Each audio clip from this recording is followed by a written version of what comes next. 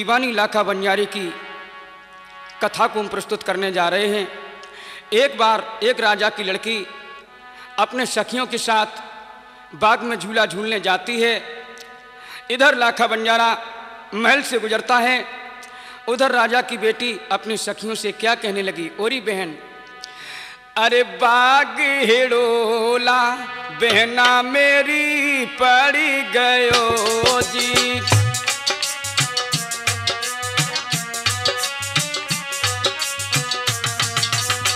बाग हेड़ोला बहना मेरी पड़ी गयो जी, यदि कोई मेरो तो हमें कोई मेरो तो मनु लले जाए, बाग हेड़ोला बहना मेरी पड़ी गयो जी।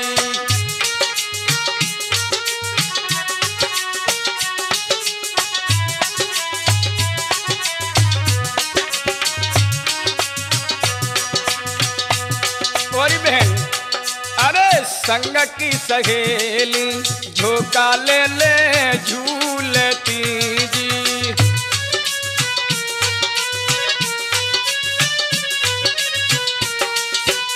संग की सहेली झोंका ले ले झूलती जी, यदि कोई मेरो हमें कोई मेरो है मनु रहे जाए, संग की सहेली बागन बहना झूलती जी।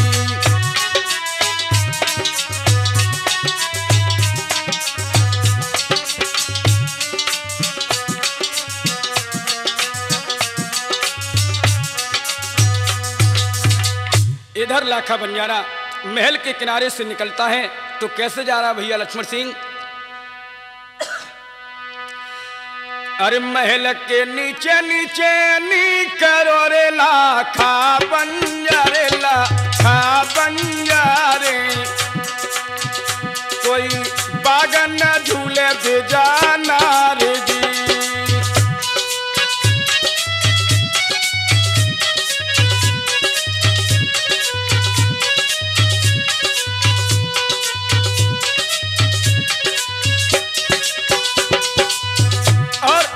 बाग में राजा की लड़की भैया हरिशंकर झूल रही थी और वहीं पर लाखा बंजारा खड़ा हो जाता है और देख करके मुस्कुराने लगा।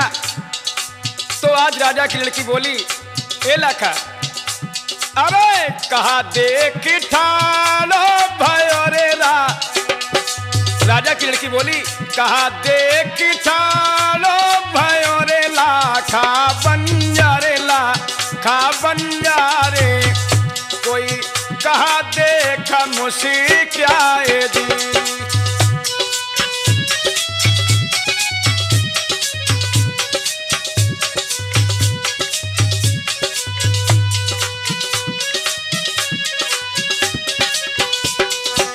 लाखा कहने लगा, अरे केस देख ठाले भय रे राजन की है बेटी, राजन की है बेटी, कोई रूप देखा मुझसे क्या है जी।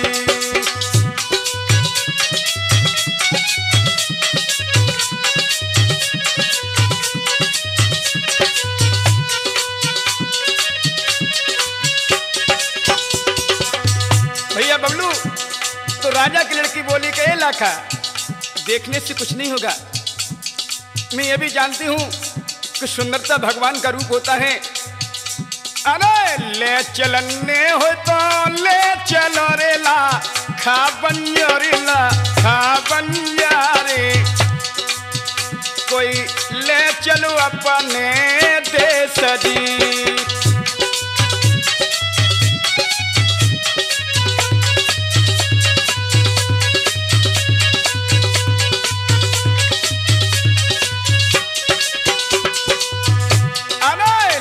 चलने हो तो ले चलो रे लाखा बंजारे, लाखा बंजारे, कोई ले चलो अपने देश जी।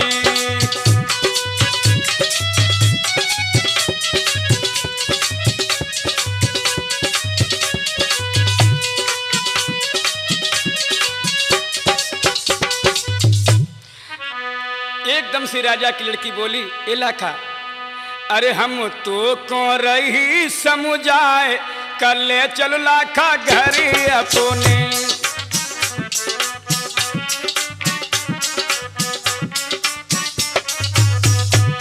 ए घरे अपने लाखा, घरे अपने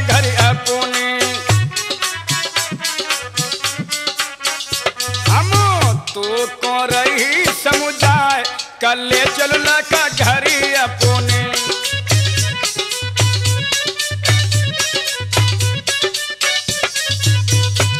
और संग सहेली कोई न जाने, अपने संग लगा ले।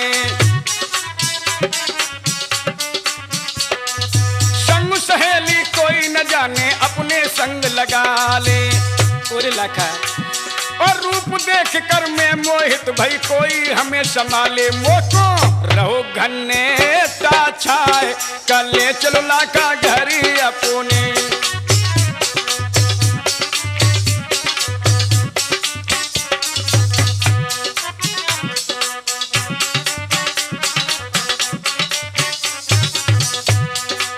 ऐसा नहीं, और तेरी मेरी होए मोहब्बत, साफ तुझे समझाऊं। तेरी मेरी होए मोहब्बत, साफ तुम्हें समझावे। और तेरी मूर्त कैसेट में देखो, प्रेमचंद्र लिख गावे। पुजारी बैठे रहे मुस्कियाए, कर ले चलो लाखा घरे अपने।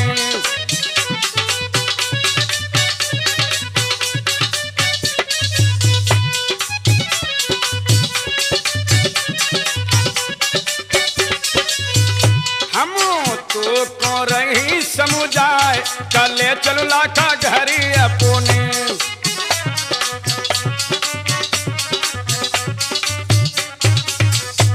एकदम से लाखा कहने लगा, ए राजा की बेटी, मैं तेरे वचनों से खुश हो गया। और क्या बोला? अरे लाखा ने वचन उच्चारो,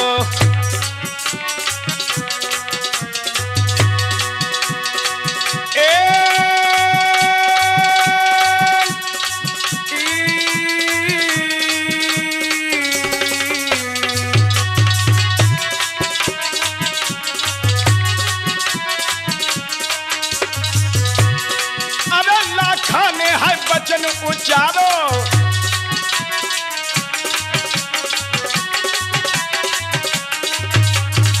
अभी आनंद है खुशी विचारो, और तुम चलियो है संग रे हमारे, मैं हूँ चल बुरे कार तुम्हारे।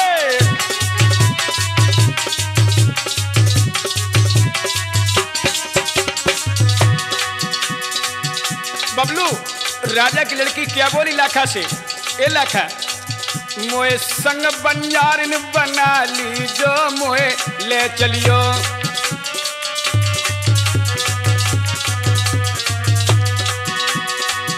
मोए संग बंजारिन बना ली, जो मोए ले चलियो।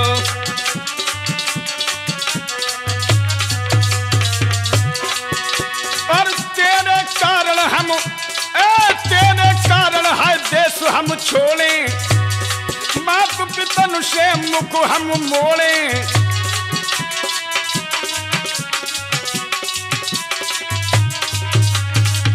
निक अपने दिल में बसा ली, जो मोए ले चलियो।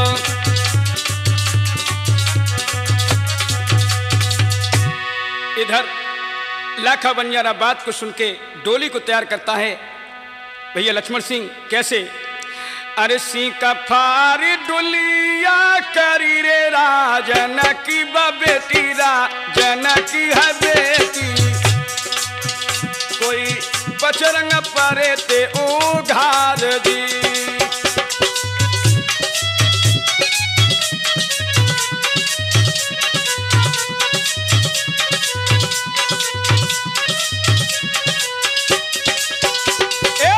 सी का फारी डुलिया करी रे, सुन भैया सुनिए, सुन भैया सुनिए। कोई बचरंग परे ते उघार दी।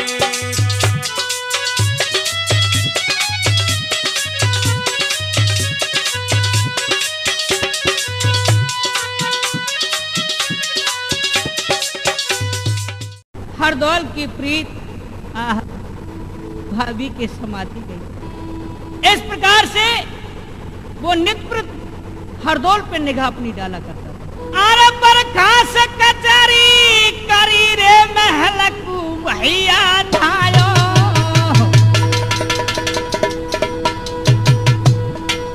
बेहा लुच्ची बेशरम लुच्ची गुंडी नार, अरे ऐसो करे हरदौल संग तन रख दई शर्म उतार। तो बता दो प्रभु जी मैंने ऐसा किया कोने का रहे।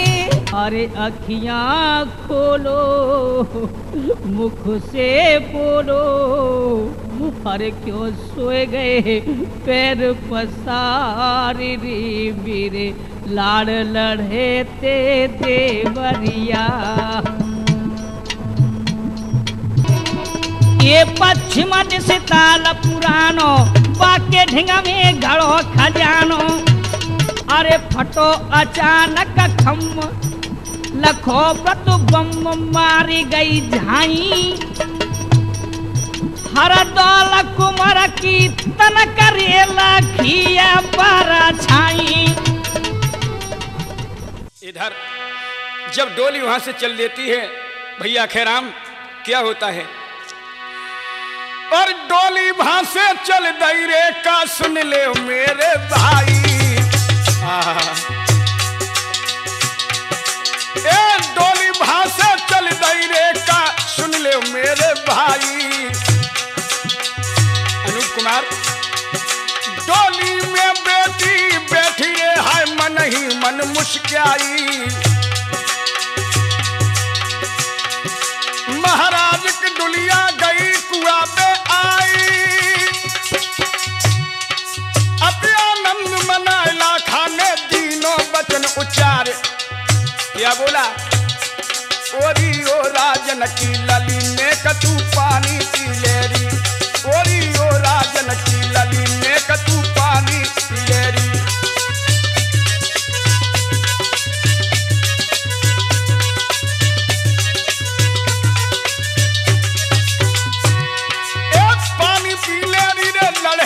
पानी पी ले दी ओरी ओ राजन की लली नेक तू।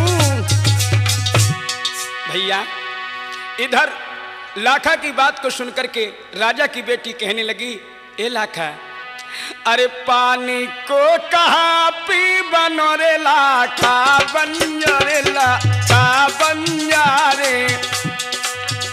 कोई ठंडे तो हो तसारी रजी।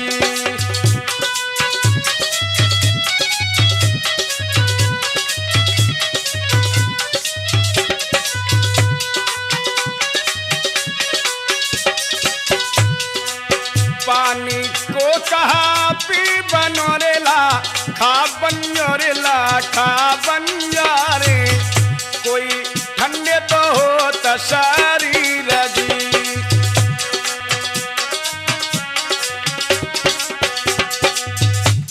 इधर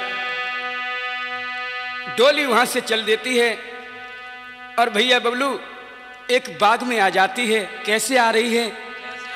अरे हुन से डुलिया चली दई रे राजन की बेटी राजन की है बेटी।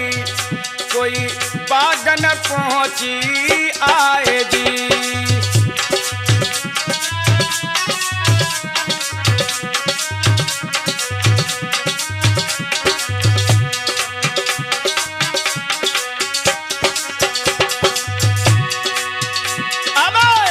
से डुलिया चली दई रे राजन की बेटी राजन की है बेटी। कोई बागन पहुंची आए जी।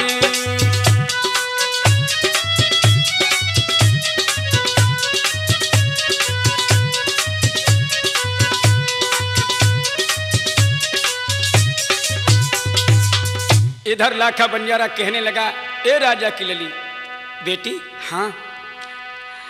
अरे निबुअन को ले गुइया चाखे। देखो इस बाग में कैसे हरे हरे पीले पीले निबुआ लटक रहे हैं। ए निबुअन को ले गुइया चाखे, सुनु बेटी राजन की।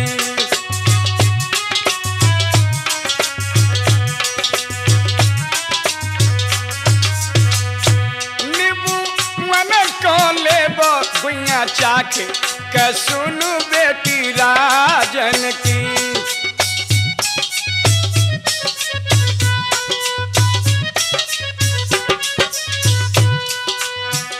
और सुनिए, अरे कच्चे नीबुआ रस भर लाए,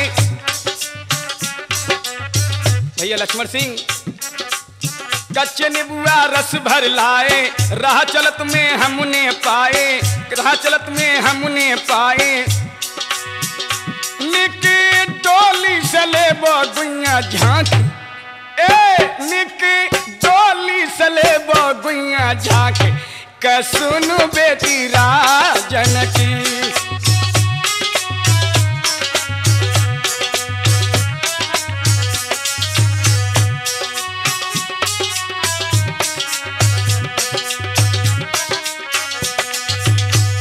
भैया इधर आज राजा की बेटी कहती है, ओ लाखा नीबुआ चखा रहा है? अरे ओ लाखा बंजारे नीबुअन को क्या चखावे, ओ लाखा बंजारे।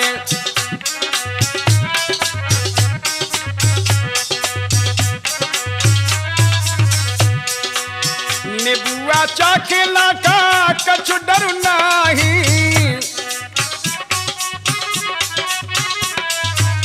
नीबुआ चाके लाका, नीबुआ चाके लाका कछु डर नहीं। अरे खट्टे बदनवा, ए खट्टे बदनवा होई जी हमारे, ओला का बनियारे नीबुअन को चखावे, ओला का बनियारे। दोस्तों मन से दुनिया चले बाईरे रा, जनकी है बेटी राजनकी बेटी, कोई पहुंची शहर बाजारो जी।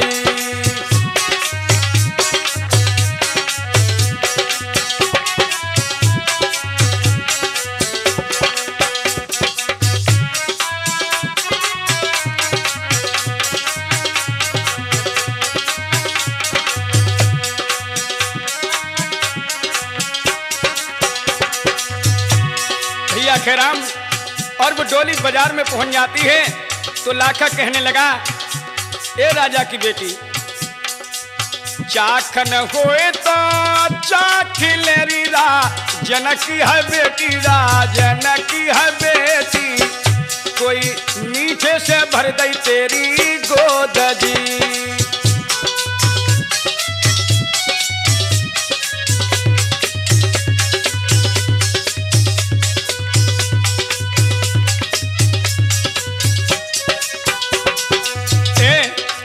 चाखन होए तो चाखिलेरी राजनकी है बेटी राजनकी है बेटी, कोई मीठे से भर दई तेरी गोद जी।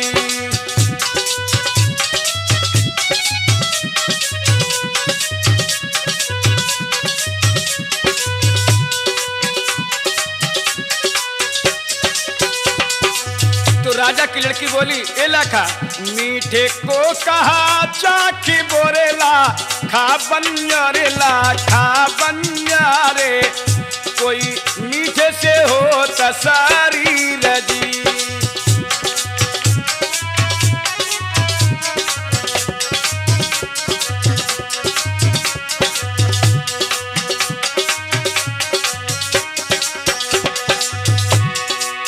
भैया सुरेश इधर हुआ क्या, हुन से डुलिया चली दई रे राजनकी बेटी राजनकी है बेटी, कोई पहुंची गंगा तीर जी।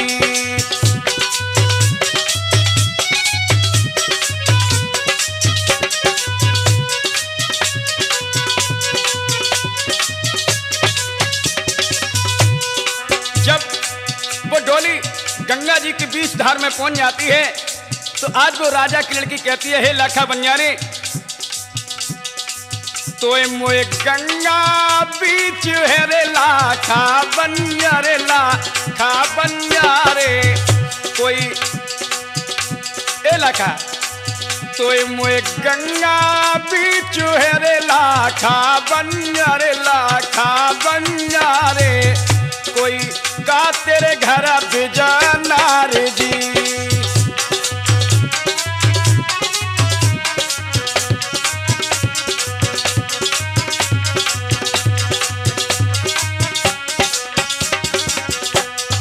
ए लाखा तो इस गंगा की कसम है तू मुझे सच बता दे क्या तेरे घर में कोई नारी तो नहीं है?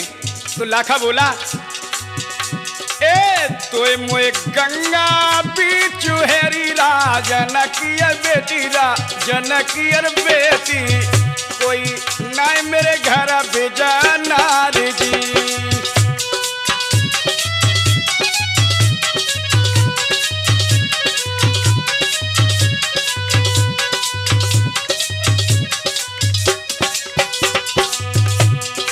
देख मेरे घर में कोई बिजनार नहीं है, लेकिन मेरे भाइयों इधर लाखा उससे झूठ बोलता है, लेकिन वो बेटी कहती है सच बता। तो लाखा फिर बोला अबे तोय मोए गंगा बीच हेरी रा जनकी है बेटी रा जनकी बेटी कोई नाय मेरे घर बिजाना रे जी।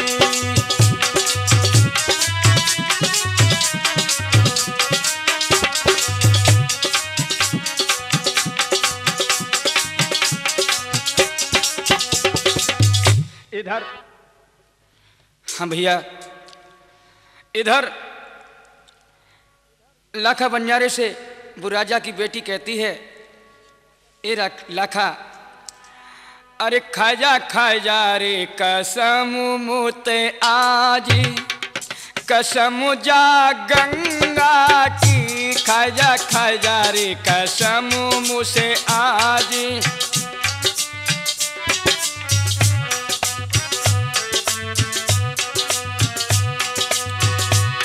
और सांच बताए दे लाखा का तेरे घर है बिजनार। ए लाखा सांच बताए दे लाखा क्या तेरे घर है बिजनार। ए बीच धार में झूठ न बोलिए तो एक कसम कर तारे कसम जा गंगा की खा जा रे कसम मुते आज।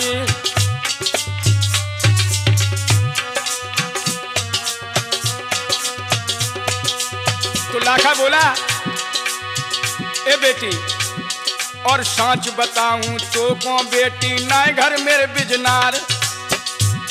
अरे सांच बताऊं तो को बेटी ना घर मेरे बिजनार। और झूठ कहूं तो परू नरक में देखे गोबू कर तारे कसम जा गंगा की खा जा रे कसम मोते आज।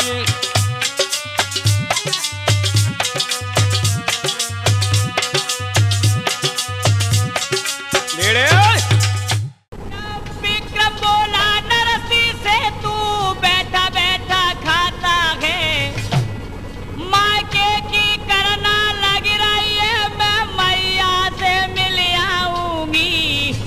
अरे 3 दौरानी जिठानी है और कुटुंब हमारा बहुत बड़ो 600 से टानी है। अरे परसों में होके रुकी गई मोरी धीरे धीरे आरा तेरा माँ बिटिया करी रही जी।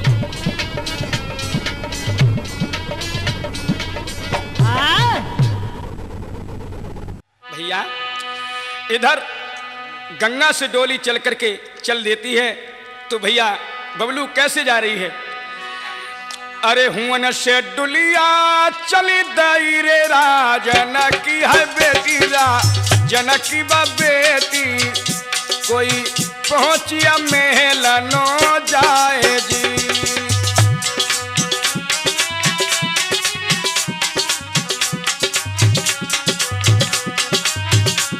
क्या बात है बबलू?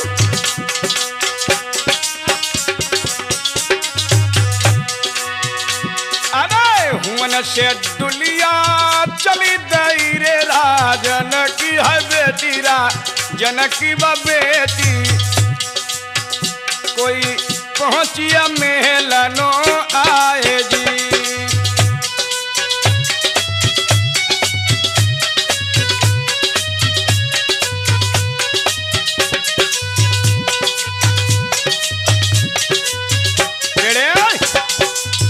इधर जब लाखा बनियारे के महल पर वो डोली पहुंच जाती है, इधर लाखा बनियारे की पत्नी का नाम था चंद्रवती। तो आज चंद्रावली लाखा के साथ में उस लड़की को देखती है तो लाखा से कहती है, ए लाखा ये कौन है, मुझे तो मालूम पड़ता ये तू मेरी सौत को ले आया है। और क्या बोली भैया हरिशंकर, अरे काय लायो, एक काय लायो हो लाखा, काय लायो मेरी सौत सरी किनी काय लायो।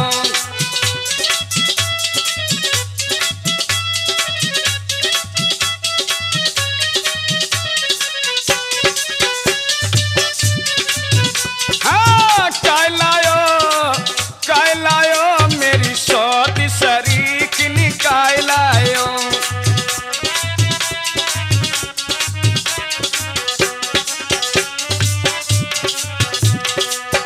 और क्या बोली भैया लक्ष्मण सिंह,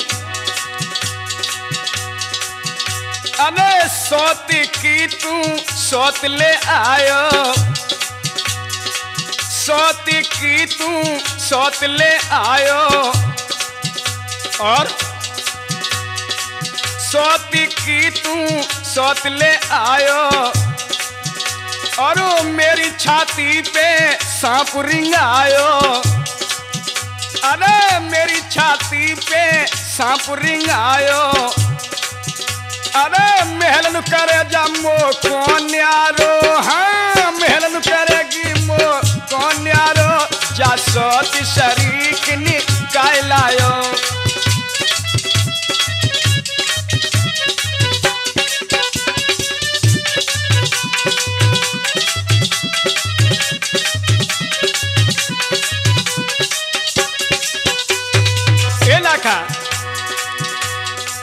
छाती पे मेरे सांप रिंगायो,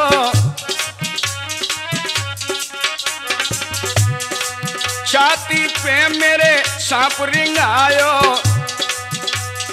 लेकिन एक बात लिखा, क्या जाको ना घर में घुसने दूं, अपने प्राणी भले में तज दूं।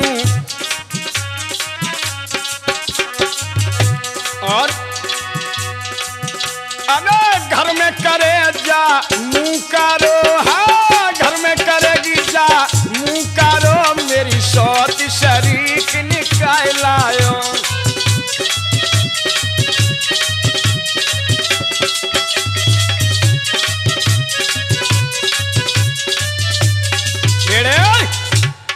एकदम से आज वो राजा की लड़की सोच रही है ये तो मेरे बारे में कह रही है। तो लाखा बनियारा कहता है, सुन चंद्रावली मैं इसे कहां से लेके आया हूं, तो सुन। लाखा बोला, अगर तू सुनना चाहती है तो सुन। मैं एक राजा के महल से होकर के गुजर रहा था और उस बाग में ये अपने सखियों के साथ में झूला झूल रही थी। तो इसने मुझसे स्वयं कहा है कि लाखा बनियारे यदि तू मुझे ले चलना है तो मुझे ले चल। और तू घबरा क्यों रही है, अरे तेरे घर में रहेगी ना, तू तो मेरी है और ये तेरे घर में क्या काम करेगी। लेकिन वो राजा की लड़की अलग दूर से बात सुन रही है दोनों की। तो लाखा बोला, सुन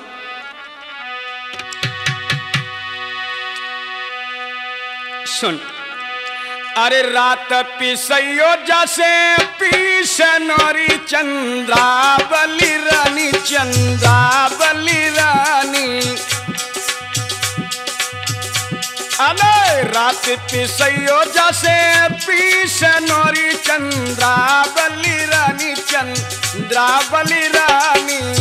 भैया हरिशंकर कोई भोर गुबर बाकी है लजी।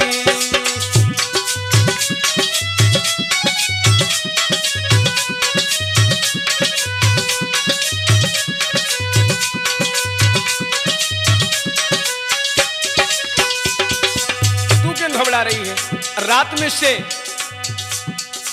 पिसना करवाना और सुबह तेरा गोबर डाला करेगी। और अरे रात पिसैयो जैसे पीसे नोरी चंद्रावली रानी, चंद्रावली रानी। कोई भोरा गुबर बाकी है लजी।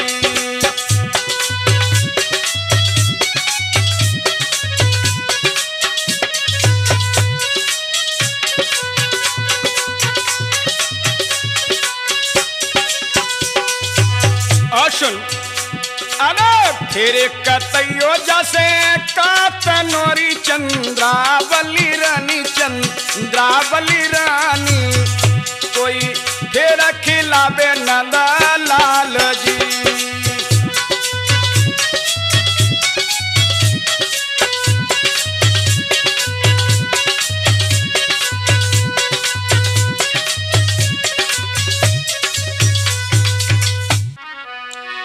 हाँ भैया, इधर लाखा बंजारी और चंद्रावल की बात वो राजा की बेटी चुपचाप सुन रही है। तो भैया लक्ष्मण सिंह क्रोध में आकर वो लाखा से क्या कहने लगी। अरे तेरो बुरो है जाइए रे लाखा बंजारे, लाखा बंजारे। कोई झूठिया गंगा उठाई दी।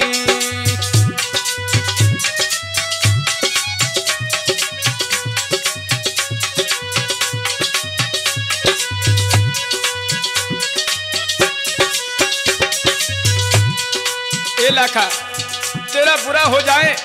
मैंने तुझसे गंगा पर पूछा था कि तेरे घर में कोई बिजनार तो नहीं है, तेरे घर में कोई नारी तो नहीं है। तो तूने मुझसे उस समय झूठी गंगा मात उठाई और तू मुझसे कह रहा है कि इससे मैं पिसना करवाऊंगा और गोबर इस पे डलवाऊंगा। लेकिन सुन, अरे उते बखेरू तेरा पीछन रे लाखा बंजारे, लाखा बंजारे। कोई आगे लगा दूं गोबर है लो जी।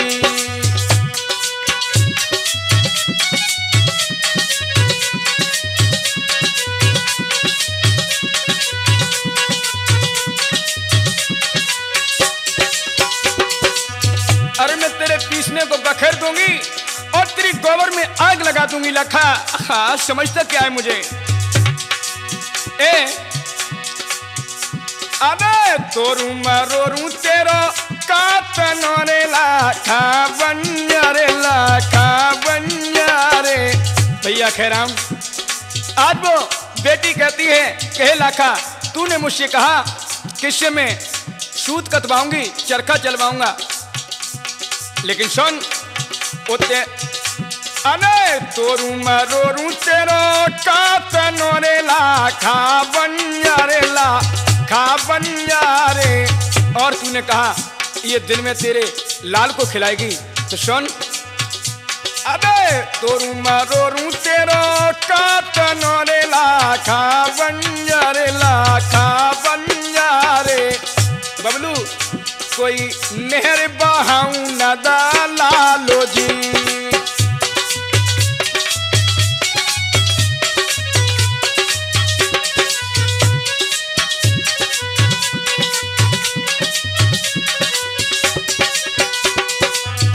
मेरे दोस्तों, इधर राजा की बेटी गुस्सा में अटारी पर चल जाती है और पास में एक बनिया की दुकान थी।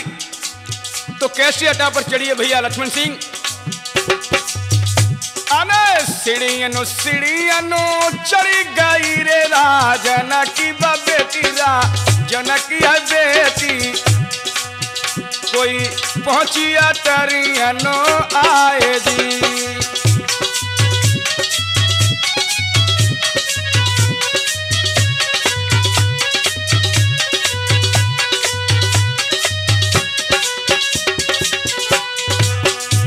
अरे भैया लक्ष्मण सिंह, देखिए इस कहानी से आपको सभी लोगों को ये पता लगेगा कि जो मेरी माँ बहनें बगैर सोचे समझे गैर पुरुषों के साथ में नाजायज कदम उठा देती हैं, उनका क्या हाल होता है। अरे सीढ़ियनो सीढ़ियनो चढ़ी गई रे राजन की है बेटी, राजन की है बेटी। हरदौल की प्रीत भाभी के समाती गई। इस प्रकार से वो नित्य हरदौल पे निगाह अपनी डाला करता था। अरे बरखास कचरी करी रे महलकू भैया धायो,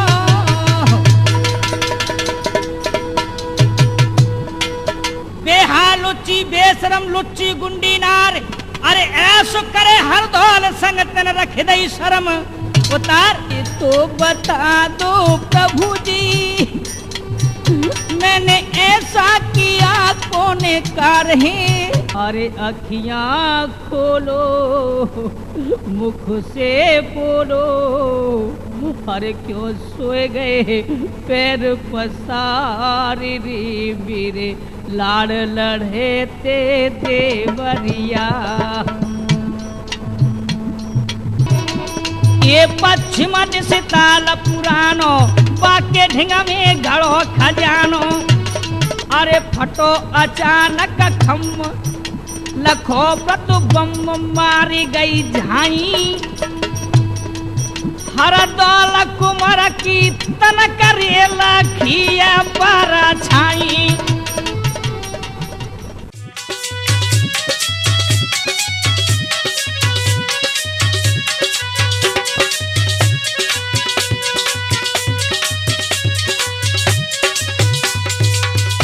और कहने लगी, हे बनिया बनिया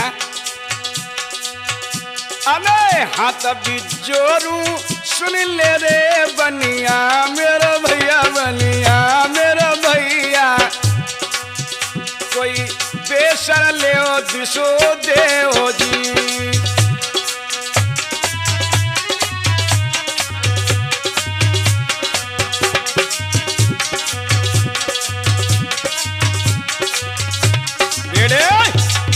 आज वो सोचने लगी है, अरे ऐसे जीने से क्या मेरा जीना। भैया हरिशंकर मैं अपने प्राणों को दे दूंगी, भला मेरे साथ में इस लाखा ने दगा किया। मैं अब इस जग में जिंदा नहीं रहूंगी। और अटारी पे चढ़ के बनिया से क्या बोली भैया आखेराम।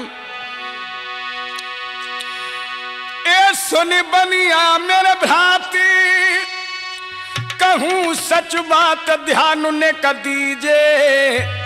क्या तुम बेसर मेरी अले अनेक विशु दीजे।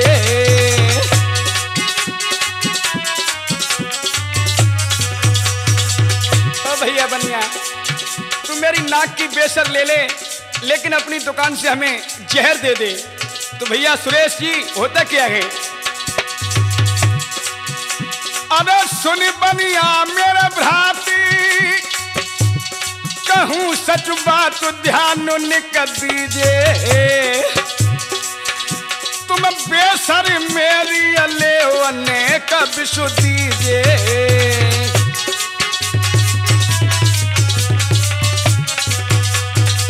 और क्या बोले अनूप कुमार। मैं करके थारी आस पड़ोसी खास न ठुकराए दीजे। पुड़िया में बिसको बांध मोया दे दीजे।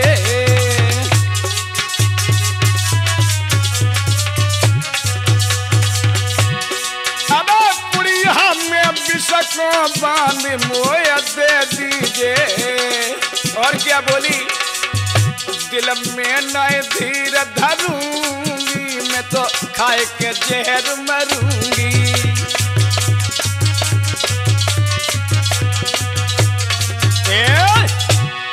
एकदम से आज मेरे दोस्तों बनिया से कहने लगी कि हे बनिया तू मुझे जहर दे दे और मेरी नाक की बेसर को ले ले। तो भैया इधर बनिया कहने लगा, ए राजा की बेटी मैं बेसर से विष नहीं दूंगा। क्यों? मेरी बात सुन ले। तो आज बनिया बोला, अरे अपना रूप दिखाए के है विश्व में रो ले जाइए।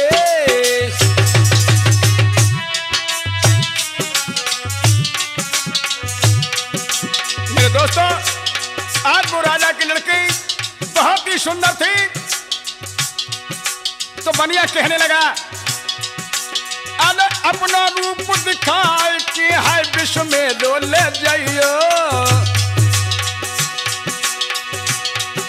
मेरे कहने से तुम तो है अपना फर्ज निभाइयो।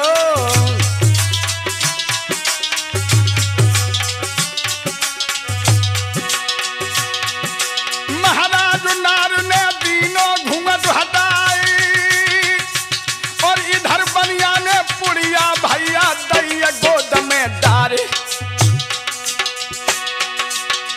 इधर बनिया ने भैया पुड़िया दैया गोद में डारे।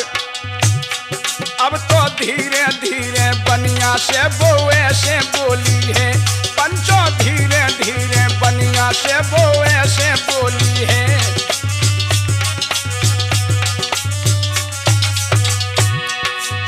ऐसे बोली है ना यार, वो ऐसे बोली है। अब तो धीरे धीरे बनिया से बोल। ए बनिया भैया, भैया हाँ बोलो ना, एक बात मुझे बता दे। क्या बताएगा? बिल्कुल बोलिए ना, कहिए। तो आज वो बोली, इस जहर को मैं कैसे खाऊं, ने मुझे बता दे। तो आज बनिया बोला, अरे उल्टे से लोटा पे पीस केरी राजन की है बेटी, राजन की है बेटी। देखिए मेरे सुनने वाले भाइयों, माँ बहन नाजायज कदम उठाती हैं, उनकी क्या दशा होती है। तो बनिया बोला, उलटे से लोटा पे पीस केरी राजन की है बेटी, राजन की है बेटी। कोई भर लियो रस जैसे घूंट जी।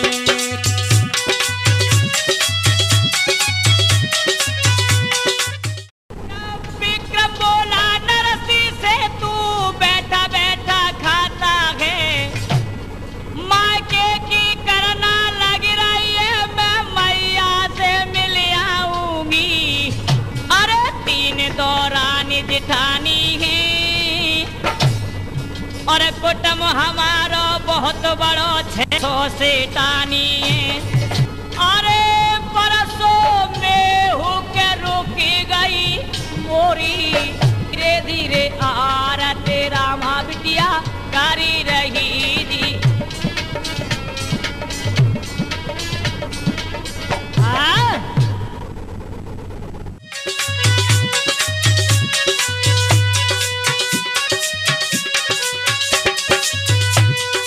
मेरे दोस्तों, इधर बेटी ने वही किया।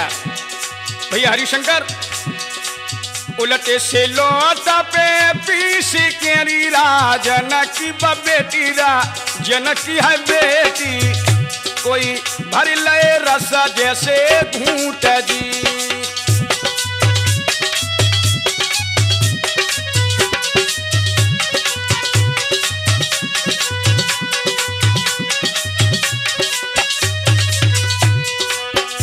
और क्या हुआ?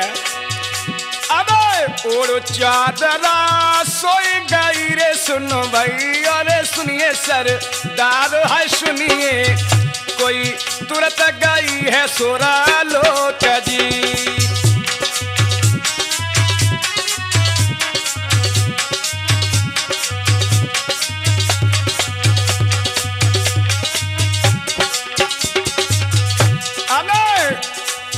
ओड़ा दुशाला बतो सोई गई रे, राजन की बेटी, राजन की है बेटी। कोई तुरंत गई है सोरा लोट जी।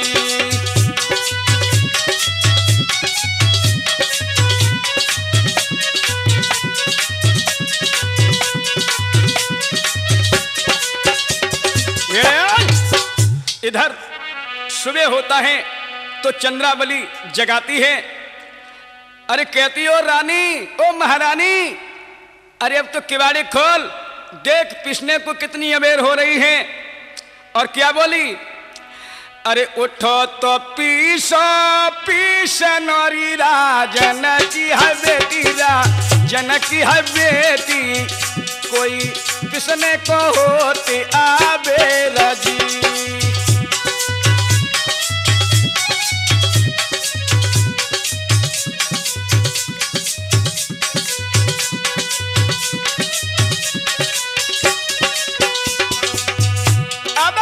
उठो तो पीसो रानी पीस नौरी राजन की है बेटी, राजन की है बेटी, कोई पिसने के होते आबेर जी।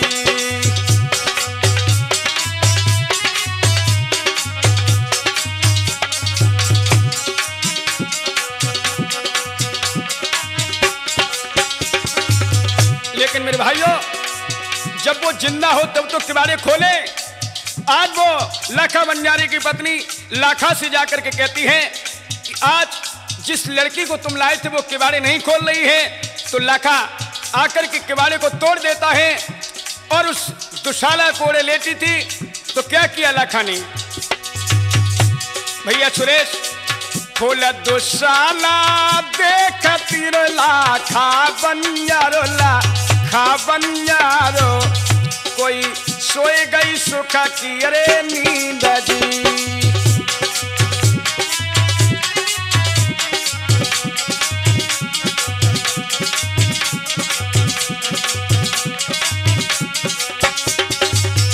मेरे भैया, इधर लाखा बंजारा अपनी पत्नी चंद्रावली से कहने लगा, और चंद्रावली तूने गजब कर दिया, अबे तेरो बुरो है जाई और चंद्रावली रानी, चंद्रावली रानी, कोई बरत न पाई विजनार जी।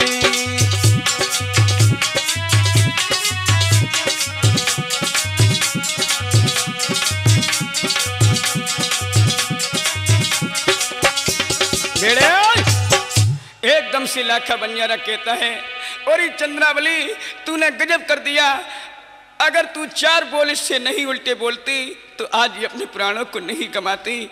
आज वो लाखा उस लाश को अपनी गोदी में उठा के रोने लगा, कहने लगा है, हे प्यारी तुम मुझे छोड़ के कहां जा रही हो? तुमने मुझसे कहा था कि मैं जीवन भर साथ निभाऊंगी, लेकिन आज मुझे छोड़ के तुम कहां जा रही हो? और क्या बोला, अरे गोदी में लईती उठाई, आज बुरुआन लगो तो भेराई रे। बोलो ना, तुम्हें हमारी कसम, एक बार बोल दो, गोदी में लईती उठाई, आज बुरुआन लगो तो दिल खाई रे। प्राण न प्यारी नारी ने कतू आँख खोल दे आई रे।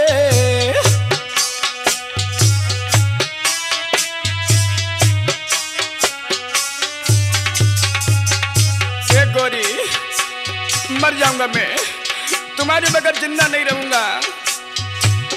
तेरे बिन ओ मेरी दुल्हनिया, रेनी अंधेरिया छाई रे।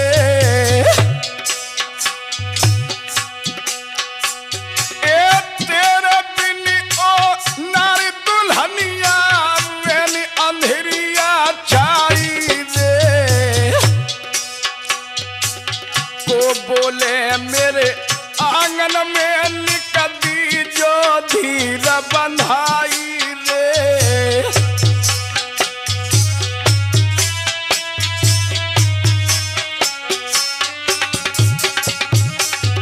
हे विधाता, इसमें स्वयं मेरी गलती रही।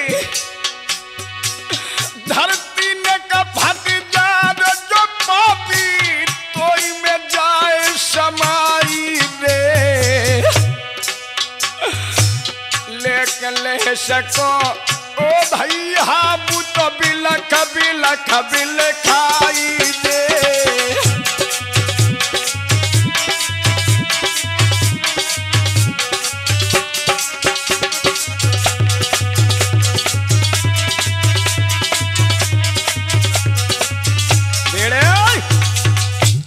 मेरे दोस्तों, इधर लाखा बंजारा कभी तो उस लाश को अपने सीने से लगा लेता है और कहने लगा, ए प्यारी, क्या मालूम था मुझे तुम छोड़ के जाऊंगी। अरे खुद प्यार किया खुद अपनाया, खुद प्यार भरा दिल तोड़ दिया।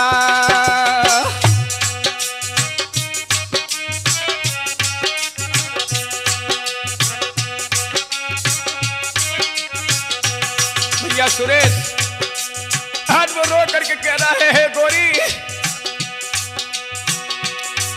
खुद प्यार किया खुद अपनाया, ओ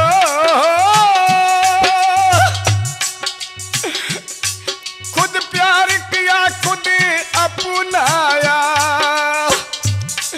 खुद प्यार भरा दिल तोड़ दिया। राजन की बेटी तू बतला,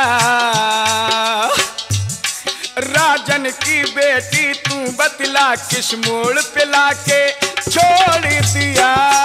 खुद प्यार किया खुद अपनाया।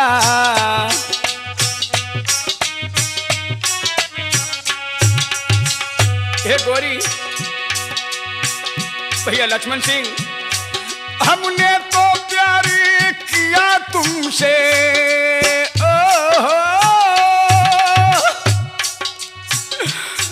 हमने तो प्यार किया तुमसे, जीवन भर साथी निभाएंगे।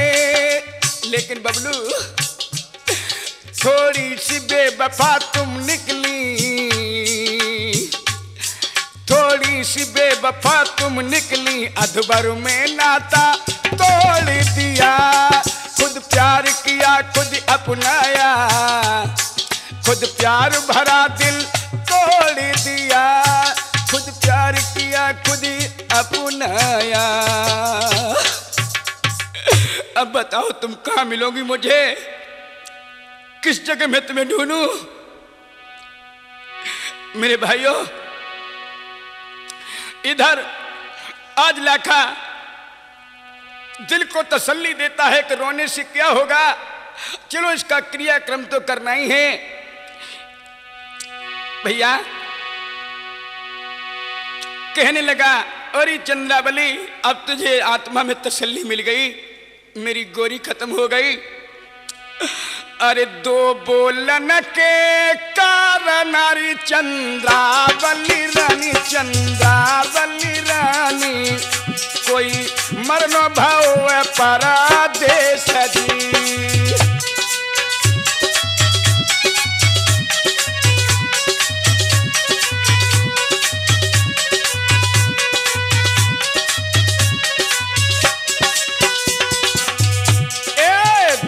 बोलन के कारण रे चंद्रावली रानी, चंद्रावली रानी, कोई मरनो भाव परादेश जी।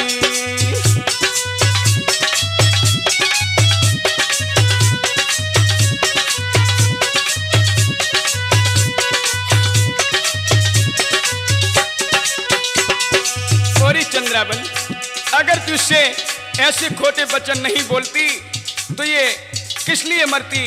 भैया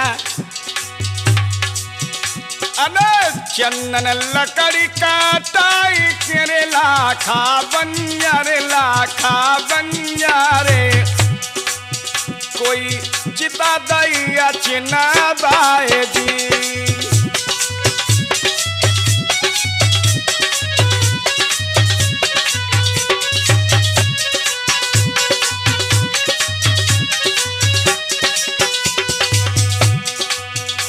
चंदन लकड़ी काटाई तेरे लाखा बंजारे, लाखा बंजारे, कोई चिता दैया चिनाबाए जी।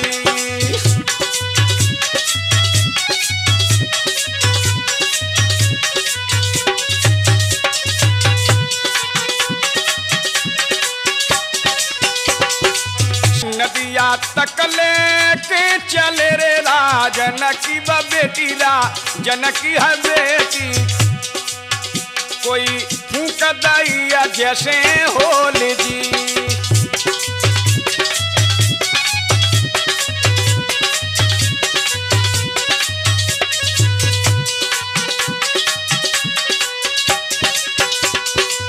नदिया तकले के चले री राजन की बेटी जनकी है बेटी, कोई फूंकी दैया जैसे होली जी।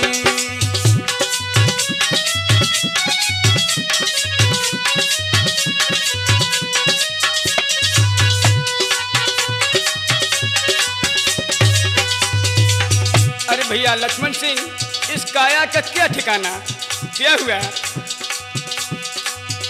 अबे काया जले चंदन लकड़ी सीरा जनकी बेटी जनकी है बेटी, कोई केस जले जैसे घास जी।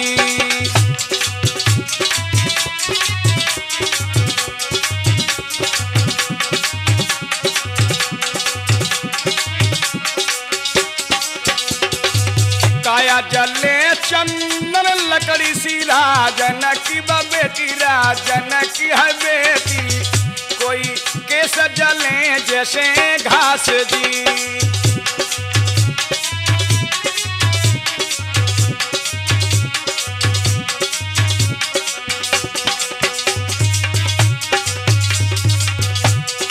और क्या हुआ भैया? भर भर हिलकी लाखा रो बतारे सुन भैया, यदि सुन भैया सुनिए भैया, कोई बेटी को रो न बोलाए जी। ए राजन की बेटी, अब तुम मुझे छोड़ के जा रही हो, लेकिन मुझे कहाँ मिलोगी? मैं भी इस चिता में कूद के अपनी आत्महत्या कर दूंगा, लेकिन उस गांव के लोगों ने उसे पकड़ लिया। लाखा पागल हो गया क्या? लाखा बोला, भैया तुम नहीं जानते हो क्या? 5 बोल के कारण रे राजन की बेटी जनकी है बेटी, कोई मरनो भाव परादेश जी।